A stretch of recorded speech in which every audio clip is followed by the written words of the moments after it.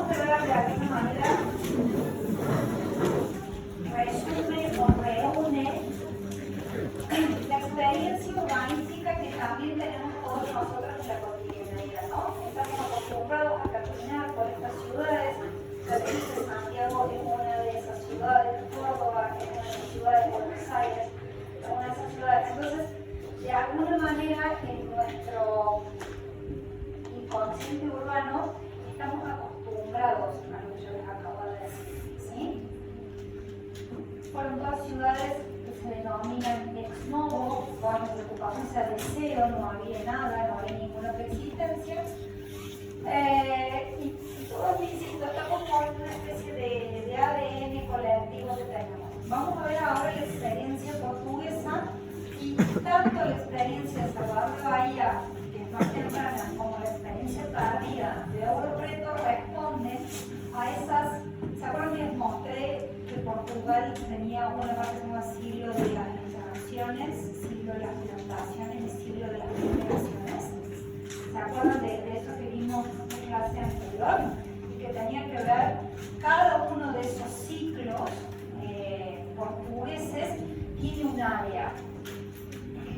El área o la zona donde se dio principalmente la experiencia de las extracciones tiene que ver con Pernambuco y Bahía. El área de las plantaciones tuvo su epicentro en la región de San Pablo, en sus alrededores, y finalmente ese siglo XVIII, que el siglo conocemos como mineraciones, tuvo su epicentro en una región que se llama Minas Gerais, o mineraciones generales, si lo pasamos al español. La división del territorio fue diferente y principalmente los brasileños no ingresaron como ingresaron los españoles a caminar tierra adentro. Los brasileños se instalaron principalmente en las costas, usaron los grandes sistemas fluviales para ingresar parcialmente al territorio con ese carácter extractivo y recién ingresaron un poco más al territorio en este último periodo, en la parte más de montaña y de sierra, que es el área de Minas Gerais. ¿Sí? Entonces, también acá las condicionantes de ese litoral marítimo o de esos sistemas fluviales fueron determinando cómo eran las ciudades, cómo se iban a sentar en esas ciudades. La ciudad de San Salvador de Bahía, que durante más de 200 años fue la capital de Brasil, luego se trasladó a Río de Janeiro en el siglo XVIII y finalmente la capital de Brasil, la vamos a ver cuando está en Victoria 3, hoy es la ciudad de Brasilia, que se fundó a mediados del siglo XX. Entonces Brasil ha tenido 3 capitales y esta es la primera de esas capitales. Voy a volver a apagar la luz un segundo para poder mostrar el gráfico de arriba. Es como un solo gráfico, es un solo plano. La ciudad está en la boca de una bahía, no una bahía cerrada como las primeras que vimos, pero sí en la boca de una bahía protegida del mar abierto. El mar abierto está acá y la bahía está cerrada y ahí está la ciudad. Miren este planito que tiene de alguna manera rasgos topográficos y se alcanzan a ver que la línea de la costa está ahí abajo y la ciudad está ahí arriba. Entonces, si bien está en la costa no está en cota cero. ¿Sí? ¿Se entiende? La ciudad está en la costa, sobre la costa, pero en una cota elevada. ¿Eso qué hace? Esto,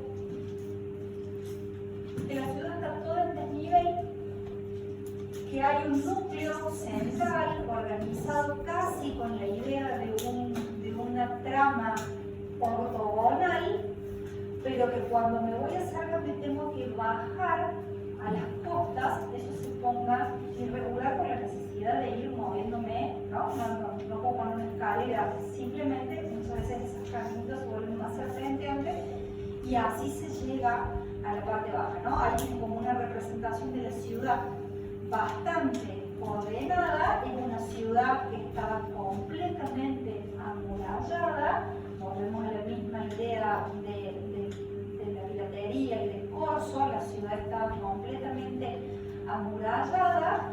Dentro sucedía esto bastante regular, al menos intenta salvar las diferencias con el puerto, en la parte baja. ¿Sí? Entonces, esta ciudad, ¿cuál es la diferencia de la experiencia portuguesa con respecto a la experiencia española? Que pueden compartir esta regularidad de trazado, pero no hay esa vocación por la plaza como es el central ordenador. No hay una plaza que sea una manzana vacía. Aquel urbanismo se emparenta más con el urbanismo europeo, en donde la plaza es un sobrante, un espacio residual entre un encuentro de calles o al frente de un edificio importante. No hay una decisión de dejar una manzana completa, vacía como plaza, como si la había en la experiencia española. ¿Sí? Esa tal vez sea la diferencia más importante. Y la segunda devenida de esa diferencia es que entonces ya no está esto de lo institucional al frente, la catedral y el cabildo al frente, sino que las instituciones se van acomodando dentro de la trama urbana y a veces generan sus propios vacíos frontales con el antecedente del edificio, pero no hay esta idea de dejo una manzana vacía para ubicar la plaza allí. Contrariamente, como dijiste, la experiencia del siglo XVIII, la experiencia de la ciudad de Europa, esto es una experiencia minera. Tiene que ver con haber ingresado al territorio y haber descubierto grandes reservas de oro, pero principalmente de piedras preciosas. La región de Oro Preto, que se llama Oro Negro, es una región con gran cantidad de piedras preciosas. ¿Eso qué hace? La región es montañosa, como casi todas las regiones mineras, ¿no? No hay casi extracciones mineras en territorio plano, salvo que yo me vaya al subsuelo para hacer una extracción, sino siempre es en terrenos montañosos.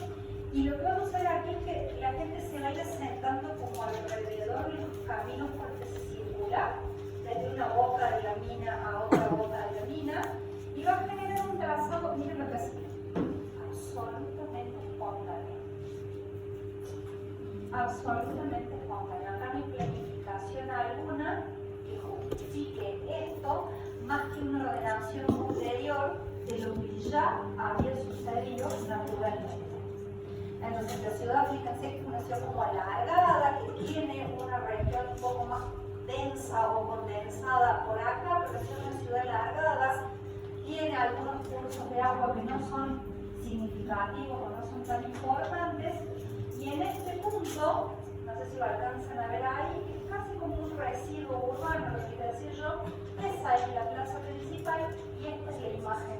Es un pedazo de esta zona ancha, nada más. Está rematado por dos edificios en lo de alrededor. Y la casa de cámara, que es el equivalente portugués al cabildo, y del lado donde yo esté parada, por este lado de la casa, el palacio del gobernador. O sea, ni siquiera en ese espacio hay una iglesia. No hay una iglesia catedral, no hay un espacio religioso importante. Esta plaza tiene simplemente dos edificios civiles enfrentados. Insisto, lo que es más un ensanchamiento, hay un ensanchamiento de una calle que un espacio con vocación de ser una plaza. Luego esa misma condición va a hacer que cambie absolutamente el sistema de referencias. Manejarse, no sé si se han caminado alguna vez por una ciudad irregular, no sé si hayan podido caminar. Nosotros estamos acostumbrados a dar indicaciones de este orden. Camina 3 cuadras, dobla a la derecha, hace una y después a la izquierda otra. ¿No? Ese es nuestro sistema de referencia en nuestra cabeza. Cuando uno está acá, ¿qué dice? De la iglesia del Carmen, fíjate cómo llegás, de la iglesia del Carmen abajo está tal cosa. La referencia es visual lejana, porque no tengo forma de dar una indicación porque todo serpenteante y todo irregular. Entonces, la arquitectura se vuelve hito urbano necesariamente para poder funcionar como un sistema de referencia y un sistema de ubicación para los que viven allí.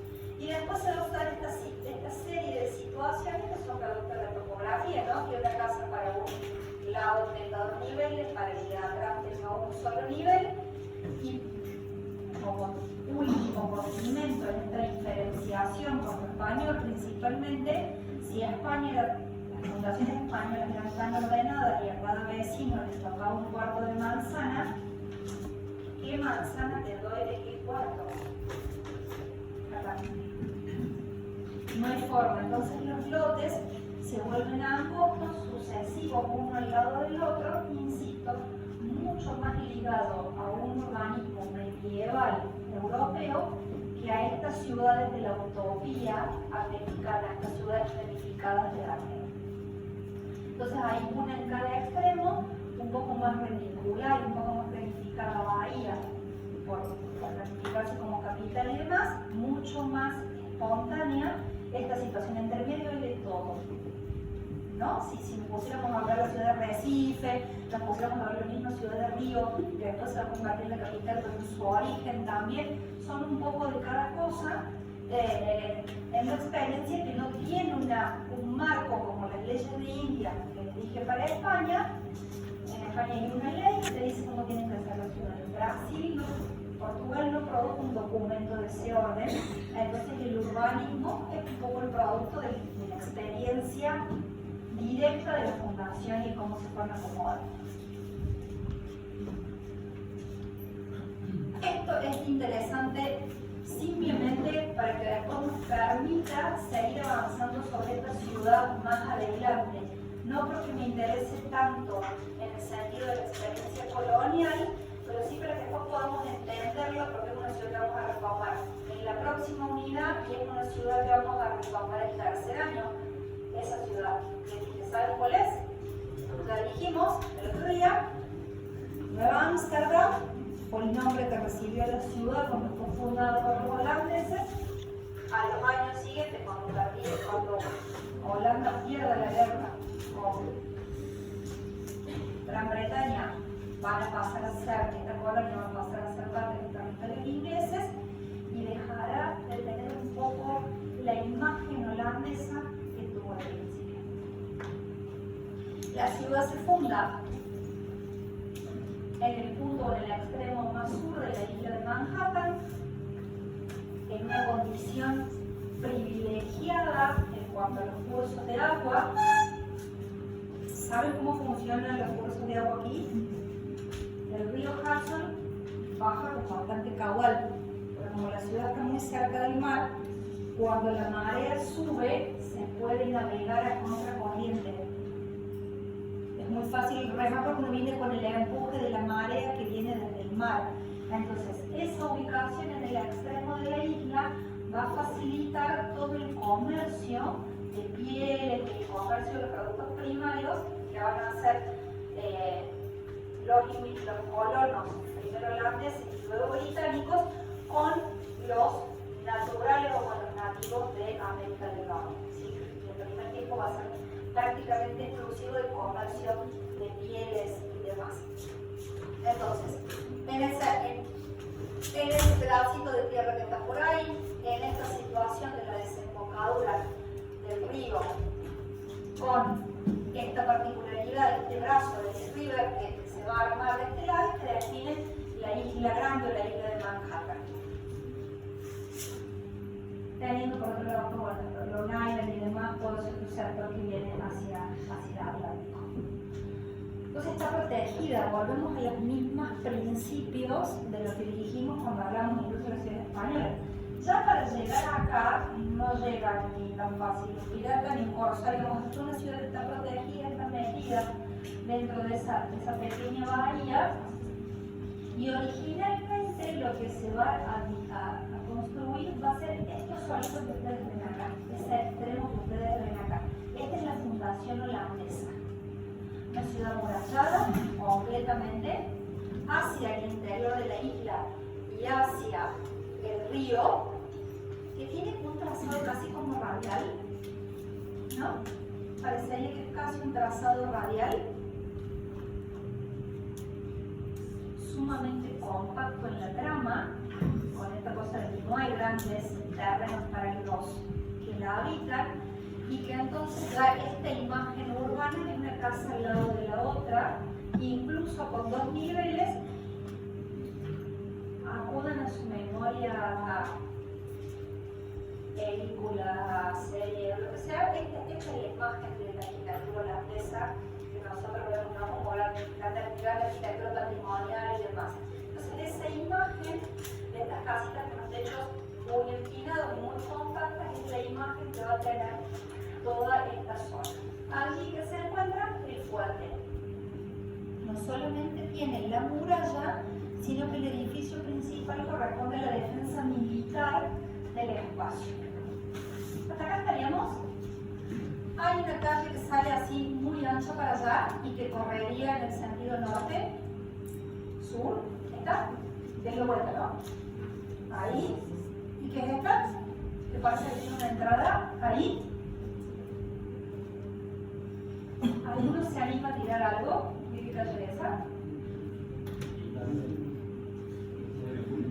Más viejo, tenemos que ir más viejo antes de la numeración. Esa calle es el antiguo camino indígena que recorría la isla de norte a sur. ¿Qué calle será? Es la única que no está en perfecto damero, la Broadway. ¿Sí? La Broadway, que después será famosa por otras cosas, es el antiguo camino indígena y es la preexistencia que tenía la isla de alguna manera. Por acá abajo estará la Pearl Street, que tiene que ver con que los nativos juntaban moluscos y comían moluscos, los disecaban para tenerlos durante todo el tiempo que no podían pescarlos. Entonces desechaban las balitas blancas.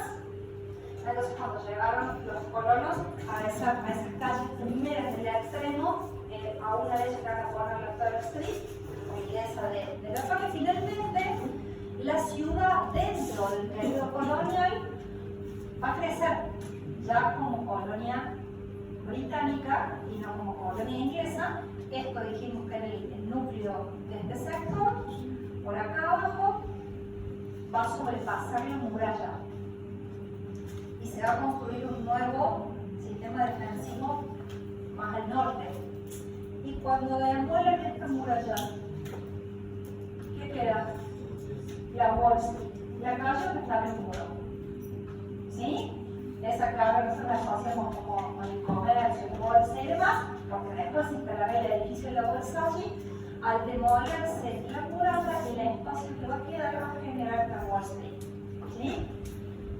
Insisto, de todo vamos a agarrar en la próxima unidad cuando veamos siglo XIX, porque Nueva York es una de las ciudades que vamos a estudiar en el siglo XIX. Pero está bueno entender el germen de la ciudad para después poder entender cómo creció, cómo se expandió, por qué el Central Park, por qué la villa y demás. ¿Sí? Entonces la miramos, pero más con ojos curiosos para saber qué viene después, que como tanto interés urbanístico no tiene, digamos. O sea, y por ahí después aparecerá también en este núcleo central la iglesia de la Trinidad. La iglesia de la Trinidad, que va a ser la iglesia principal de la ciudad, pero sin el concepto de catedral, ¿no? El concepto de catedral tendremos también. Los ingleses, ya les dije, son casi de los ultimitos que van llegando. Primero, entonces le sacan Nueva Ámsterdam a los holandeses y se instalan allí con la idea de fundar 13 colonias, van a ir fundando muchas ciudades. Y esa experiencia también va a ir casi como un proceso inverso que mostré en Brasil. Van a empezar desde lo irregular para ir hacia la regularidad. ¿No? Brasil les mostré lo que al principio era muy regular y después mostró una hilera. Acá les muestro un proceso inverso que empieza de lo espontáneo para ir hacia un sistema de vida y un sistema ordenado. Ahí están las 13 colonias con algunas de sus ciudades más importantes y por supuesto, mientras ha estado fundada Nueva York por los holandeses, prontamente los ingleses van a fundar la ciudad de Boston. Va a ser el enclave más importante en la parte norte. Durante muchísimo tiempo las otras ciudades no van a tener la importancia que tuvo Boston y el desarrollo que tuvo Boston. Fíjense de nuevo el lugar y el emplazamiento que se elige. No les digo que están casi como los mexicanos, pero más o menos, porque esto va directamente en la desembocadura del río. Fíjense, en una pequeña península en la desembocadura del río, ahí en esa pequeña como casi isla, porque está unida al resto del territorio solamente por ese trayecto de tierra, instalan el núcleo original de la ciudad de Boston.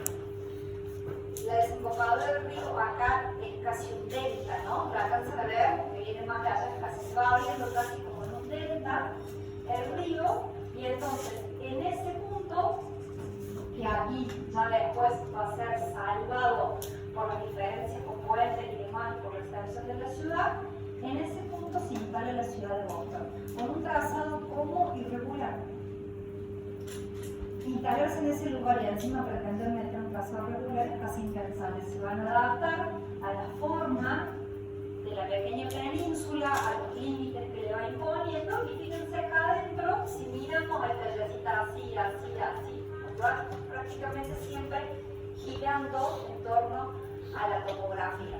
Fíjense que después ya por acá aparece alguna otra parte de la ciudad conectada desde allí, y de nuevo la imagen urbana no es la imagen de la ciudad colonial española baja y chata, es una ciudad compacta, donde las tipologías que van a, bueno, en Boston se va a instalar prácticamente casi a los pocos años de la fundación, porque es la única o la primera universidad que va a tener Estados Unidos por mucho tiempo, la Universidad de Harvard. Entonces, la arquitectura de la universidad, de los colleges y demás va a ser un poco lo que va a definir la imagen urbana de la ciudad, pero siempre pensando en esto compacto, mucho más vertical que las ciudades españolas, sin ese sentido de la extensión infinita que a veces tiene la ciudad española, sino pensando un poco más en ese modelo de ciudad europea compacta. Eso es lo que me interesa que les quede, al menos en este primer tiempo, insisto, 1630, y voy a saltar casi al final de la experiencia de fundación para llegar casi a una de las últimas, la ciudad de Filadelfia, que sin llegar a tener una situación como la de Nueva York, se funda sobre el río Delaware, pero junto con uno de los brazos del río, pensando en ubicar la trama justo en el medio de los dos cursos de agua para poder aprovechar el tránsito fluvial de los dos brazos. Fíjense que acá ya la película es perfecta. Ya hay un proceso de fundación que se fue sistematizando y que lo llevó por experiencia y no por norma. ¿Sí? Acá viene el red por experiencia de que era más fácil manejar una ciudad ordenada y particular que una ciudad espontánea o trazado libre. La experiencia los va a llevar al tapero. Y de acá, en esta fecha, estamos a un pasito de caernos en el sentido de la villa americana, de la gran villa americana, ¿no? En el sentido de las ciudades moduladas de esa manera.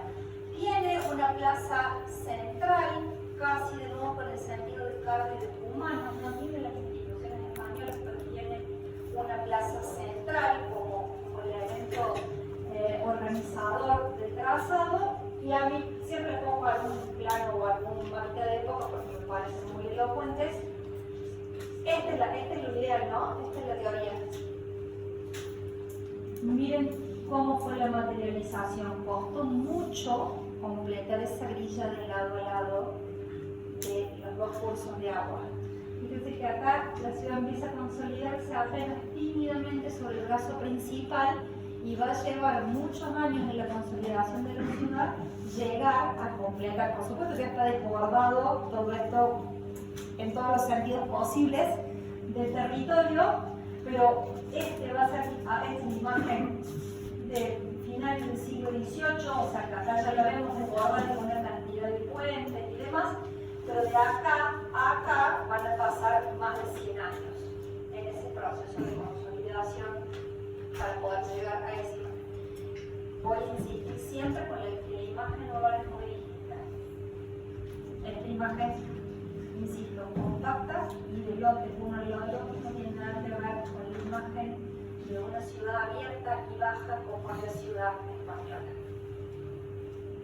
Y finalmente, para casi terminar, que bueno, después de la ciudad de Nueva Orleans, que es la ciudad,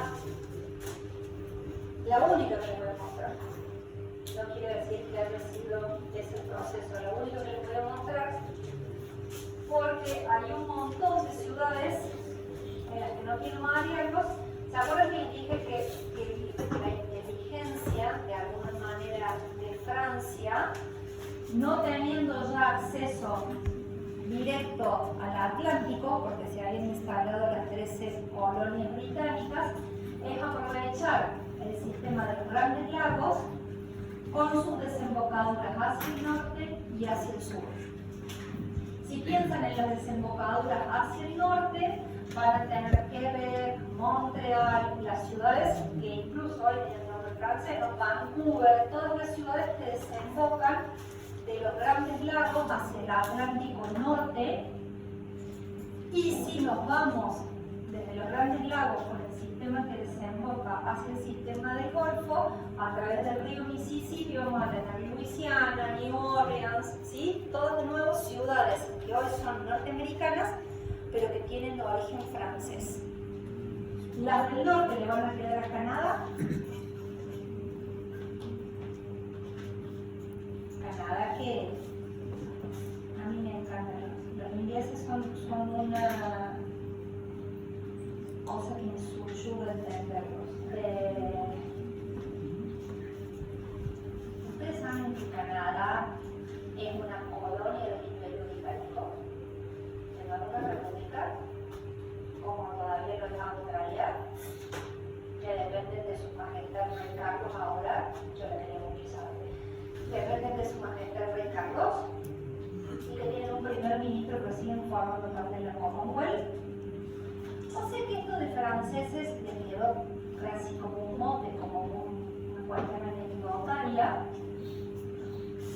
porque por lo menos los del sur se independizaron de la corona británica, los del norte ni siquiera se independizaron. Canadá ni siquiera se independizó y sigue siendo una colonia como Australia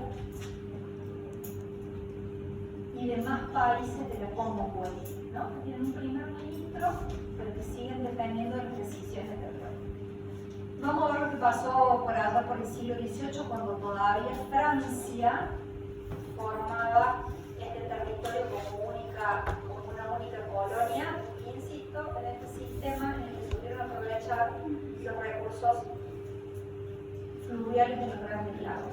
La ciudad de New Orleans, que dije está en la desembocadura prácticamente del río Mississippi contra el Golfo de México, y le trae todos los problemas que hemos visto unos años antes, ¿no? El huracán Katrina y demás, por encontrarse sobre el área del Golfo.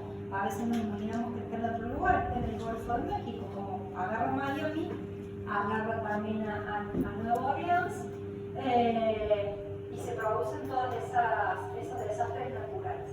La ciudad recoge un trazado regular, tenía su propio sistema de murallas y baluartes, y fíjense que tiene una condición similar a la tensión que tiene Buenos Aires, ¿no? La plaza está sobre el borde, jerarquizando que el espacio abierto tracciona sobre el puerto y sobre la principal actividad comercial. Entonces se ubica allí, aunque esté fuerte y demás, se ubica la plaza principal en ese sentido de desplazada del centro, valga la redundancia, ¿sí? Nosotros tenemos una villa, pero acá dentro de esta misma condición que parece similar calzado tiene poco que ver. Creo que la ciudad de, no sé si tiene alguna imagen en la cabeza, la ciudad de Orleans, tiene todo un sistema de galerías para poder circular dentro de las mismas manzanas. Es una ciudad compacta, pero tiene todas unas galerías atendiendo al clima principalmente. Volvemos a la primera idea, ¿no? De que son todas iguales hasta que son distintas por algo. Son todas iguales en planta hasta que algo es distinto. Como se encuentran en esta zona que es muy calurosa, muy húmeda y con constantes lluvias, van a generar todo este sistema como de galerías que permite que la gente transite prácticamente por ese espacio como de veredas, esté protegida de las inclemencias del clima. Entonces, de esta manera funciona la ciudad de Orleans, y por allá acá tenemos la imagen de la iglesia al fondo, que tiene esta imagen más de las iglesias protestantes que de las iglesias españolas. Con ustedes yo no voy a tener tiempo de ver la arquitectura colonial de Estados Unidos, porque nuestro programa es demasiado extenso para los tiempos que tenemos, pero bueno, las iglesias protestantes, incluso en el periodo colonial, tienen una imagen muy diferente a las iglesias que vamos a ver en la próxima clase, y vamos a concentrarnos ya. Cuando veamos arquitectura, nos vamos a concentrar en la arquitectura española, porque no nos da el tiempo físico del programa. Yo en algunos lugares tengo la suerte de tener esta materia que ustedes ven en 4 clases, darle un cuatrimestre. Entonces, puedo playar a decir lo que quiera, porque tengo 3 meses o 4 meses para abrir estos temas. Como ustedes no, entonces hay que comprimir